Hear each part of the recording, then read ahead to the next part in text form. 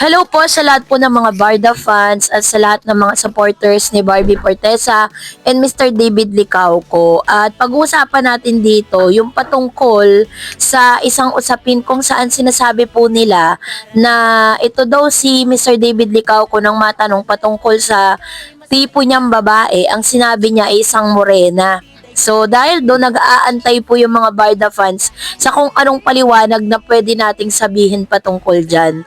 And at the same time, ano nga bang dahilan bakit wala si David Licauco sa premiere night no ng movie ni Miss Barbie Fortesa na Until She Remembers. So, yan ang pag-uusapan natin maya-maya lamang. But before that, if you haven't subscribed yet to my YouTube channel, please don't forget to like, share, and subscribe at hit mo na rin ang notification bell for more showbiz updates. So ito na pag-usapan natin kasi ang dami pong nagtatanong sinasabi po nila, may nag-comment kasi sa comment section, dun po sa post natin patungkol kay Barbie, sabing ganon, ako daw yung inaantay nila kung ano yung sasabihin ko patungkol dun sa naging sagot ni Mr. David Licauco, dun sa kanyang interview with Tito Boy, no? Tito ko din. Tito ko rin. Tito mo rin ba si Tito Boy? So, si Mr. Boy Abunda. No? Sinanong kasi siya ni Boy Abunda kung ano yung tipo niyang girl. No? So, sinabi nito, tahasan sinabi ni Mr. David Licauco na ang gusto niya talaga ay isang morena. Na bagay na medyo nasaktan yung mga Barda fans kasi kapag sinabi niya kasing na tisay, syempre, ang isipin ng tao, si Miss Barbie Fortesa yon. So, since sila po ngayon ay walang work, wala silang trabaho ngayon ni Miss Barbie Fortesa, nasa solo era projects po sila ngayon, 'di ba? At nakikita natin na napakaganda po ng rating na nakukuha nito pong si Mr. David Licauco ng Never Say Die. Hindi man po nila mapantayan yung rating na meron po yung katapat nilang teleserye kasi talagang malakas po 'yun. Pero still, nagre-rate pa rin, 'di ba? Kung i-compare natin dun sa mga teleseries na meron po si David Licauco, talagang lumalaban pa rin at si Miss Jillian Ward, So, marami rin nagtatanong, bakit wala si David sa sa premiere night ni Miss Barbie Fortesa, Kasi, lagi ko po sinasabi sa inyo, sa mundo po kasi ng showbiz, dahil si Miss Barbie Fortesa ngayon ay may sariling mundo. May sarili siyang era ngayon, solo era niya. Tapos, ang kapartner niya ay si Mr. Enchong D, na part po ng collaboration ng ABS-CBN at ng GMA. So, syempre po, bilang mga bagong love team, pinupush po kasi sila. So, kailangan sila talaga yung lagi makikitang magkasama, magka-tweet, di ba, doon sa Twitter, doon sa X, na sila yung nag-uusap doon. Katulad ng strategy na ginawa ng Barda, di ba? Nung kasagsagan po talaga na sikat na sikat at talagang pinag-uusapan si Barbie tsaka si David Licauco. Doon sila nag-uusap. Kaya talaga mas naging na-intensify yung kanilang tambalan bilang Barda that time. So, ganoon din yung strategy na ginagawa ngayon ni Enchong tsaka ni Barbie Fortesa. Tapos si Jillian Ward naman tsaka si Mr. David Licauco, gumagawa sila ng mga videos, mga reels, 'di ba, mga TikTok. Kasi part po yun ng kanilang promotion bilang love team doon po sa kanilang ginagawang serye. So ngayon, since si Mr. David Licauco po hindi nyo nakita dito po sa premiere night, 'di ba? Na bakit daw hindi sumuporta, ganyan-ganyan. Kasi nga po, yan po ay utos ng management. It's management call. No? Kasi kumbaga parang tinitignan pa rin yan bilang, mina-mindset ng GM8 ng ABS-CBN na ang lalabas na magka-partner this coming mga projects ng Netflix para kay David ay para kay Miss Barbie tsaka si Enchong, silang dalawa. So sila talaga yung pagpa-partner and sila yung makikita nyo at visible sa lahat ng social media platforms, sa lahat ng mga interview, sa lahat ng mga proyekto po nila, 'di ba? Katulad ng ginawa kay Jameson Blake tsaka kay Miss Barbie, ang dami nilang sightings. Ginagawan pa sila ng issue, 'di ba? So bilang part ng kanilang promotional activities, kailangan is mas dinidiscreet yung kanilang pagkikita ng madalas ano. Parang mas binibigyan ng malaking effort ng ABS at ng GMA na si Barbie at saka si Enchong di yun lagi makikita magkasama. Ganon din po kay David. Sa mga sagot, katulad po ng sinabi ko sa inyo, bago po ang isang ini-interview ay umupo doon po sa interview na yon. Meron na pong mga nakahandang questionnaires, no? Ito pong mga question na to, yan po kasi pinag-aralan namin yan nung college kami kasi ano po ko, isa po ko mass communication po yung aking course.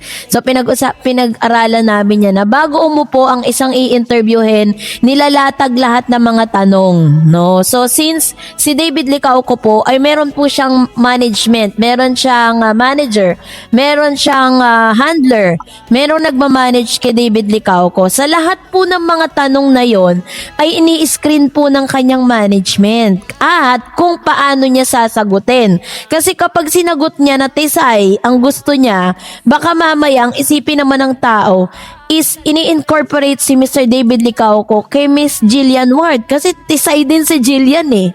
'Di ba? So ang sinagot niya dito is Morena. Pero kung totoo man talaga na yun talaga yung trip niya, wala tayong magagawa. Yun talaga yung gusto niya eh. Hindi naman natin siya pwedeng diktahan. Pero ang pagkakaalam ko dyan, laging meron pong kinalaman ang kanilang management sa lahat ng mga sasagutin nila. Sila rin po ang nagde-decide kung pwede bang interviewin, pwede ba siyang bumati, pwede ba siya dito. Ganon po yung trabaho ng mga handlers po nila at ng management nila. Kaya nga 'di ba minsan may mga video greetings, may bayad kasi yun eh.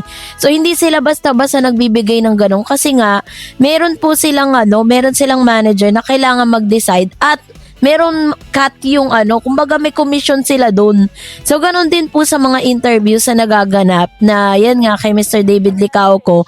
Kaya wag na kayong magtaka na hindi po talaga magiging pabor para sa lahat ng mga barda ang magiging sagot niya dyan. Kasi nga, hindi pa po time ng barda, wala pa pong project ang barda, wala pa pong inilalabas na any projects or any plan ng GMA na pagsasamahin po sila this year.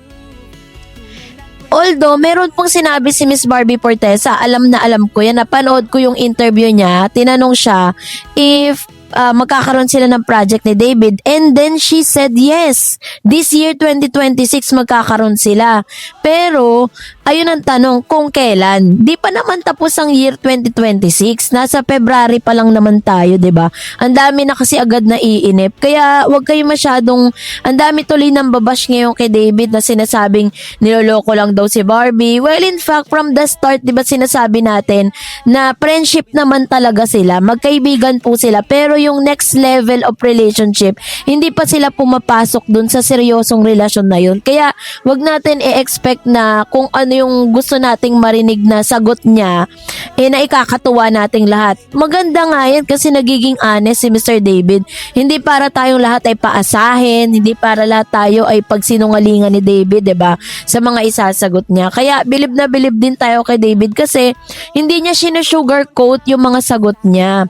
Talagang honest siya sa mga sagot, no? Although may kinalaman din yung kanyang management, pero there are times na pag ikaw kasi bilang artista, like for example, hindi mo naman talaga gustong sagutin yung mga maging ganito yung kahihinat na ng interview mo, may mga artista rin na parang hindi sila pumapayag.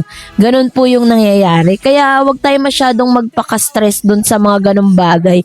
At maaaring naintindihan ko rin po yung inyong mga sentiment or mga sentiments po ninyo kasi nga naman nangako ang GMA na bibigyan sila ng project tas biglang ilalabas si Enchong D tsaka si Miss Barbie Fortesa tapos Jillian Ward tsaka Mr. David Licauco. Alam niyo po kasi nasa business side kasi sila eh. Business kasi, ang showbiz kasi sa business. So talagang nagkakaroon po ng mga ganyang collab. Lalo po ngayon napaka-init ng pangalan ni Miss Barbie. Maya't maya po yung mga projects niya parang hindi po siya nababakante. Kaya talagang talagang magiging big explosion talaga yan sa showbiz.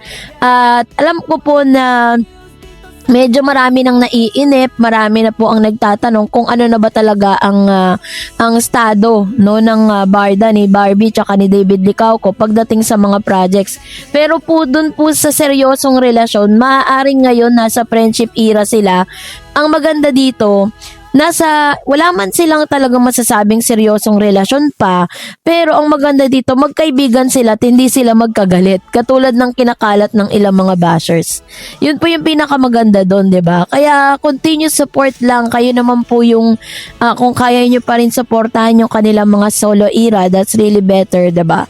Yun yung pinakamagandang pwede niyong gawin. Kaya wag tayo masyadong ma-stress. So that's it for today. For more videos and updates, please don't forget to like and subscribe, and please don't forget to follow my Facebook page, Dar Eds TV and Daraj channel. God bless everyone.